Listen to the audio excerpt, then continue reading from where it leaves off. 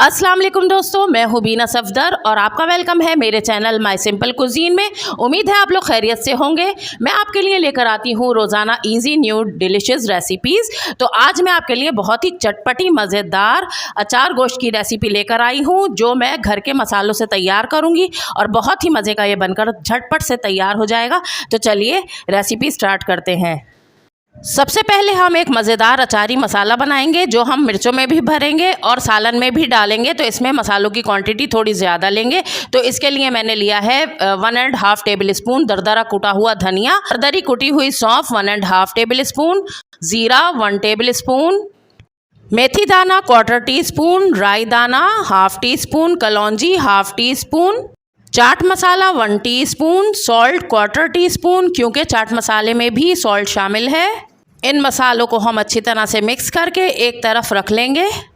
अब ग्रेवी बनाने के लिए एक प्रेशर कुकर में 1/4 कप ऑयल गरम करेंगे और जब ये गरम हो जाएगा तो यहाँ मेरे पास 1 किलो बीफ का गोश्त है हड्डी के साथ, और इसके मैंने छोटे छोटे टुकड़े कर लिए हैं बीफ के, क्योंकि अचार गोश्त में थोड़े छोटे टुकड़े होते हैं बीफ के।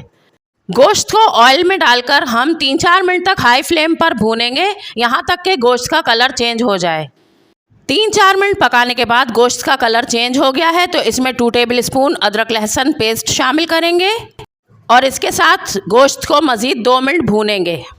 2 मिनट पकाने के बाद अब जो हमने अचार का मसाला बनाकर रखा था, उसमें से आधा मसाला अभी हम गोश्त में ऐड कर देंगे और आधे मसाले को हरी मिर्चों में भरेंगे। फ्लेम को हम लो कर देंगे, वरना ये मसाले जल जाएंगे। अब इसमें 1/2 टीस्पून लाल मिर्च पाउडर, 1/2 टीस्पून कुटी हुई लाल मिर्च। इसमें मैं मिर्चें कम ऐड कर रही हूँ, क्योंकि आगे हरी मिर्चें भी इसमें ऐड होंगी तो फिर बहुत मिर्चें हो जाएंगी, इसलिए मैंने कम रखी हैं। 1/4 टीस्पून इसमें कश्मीरी लाल मिर्च ऐड कर रही हूँ कलर के लिए।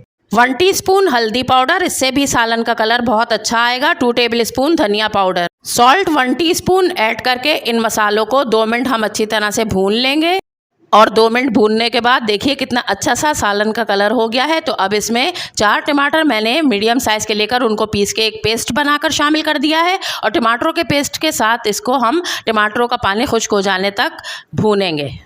3-4 मिनट भूनने के बाद टमाटरों का पानी खुश्क हो गया है और तरी ऊपर आ गई है, तो इसमें मैं 2 गिलास पानी ऐड करूंगी। अगर आप पतीले में पका रहे हैं तो आप इसमें ज़्यादा पानी ऐड करेंगे और 1 से 1.5 घंटे में ये गोश्त गलेगा, लेकिन मैं कुकर में पका रही हूँ तो 2 गिलास पानी ऐड करके इसको कवर करके और मैं इसको 30 से 35 मिनट तक प्रेशर दूँगी।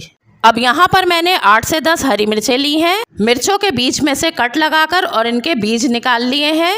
अब यहाँ पर जो बाकी बचा हुआ अचारी मसाला है, इसके अंदर मैं 1 लेमन, ये बड़े साइज़ का लेमन है मेरे पास, इसमें ऐड कर दूंगी। और लेमन जूस डालने के बाद मसाला थोड़ा सूखा सूखा सा है, तो इसमें 1 टीस्पून पानी और शामिल कर दूंगी, ताकि मसाला थोड़ा बाइंडिंग में आ जाए तो मिर्चों में भरने में आसानी होगी। तो देखिए मसाला ना ज़्यादा सूखा है ना ज़्यादा रनी है, ऐसा ही मसाला हमें चाहिए।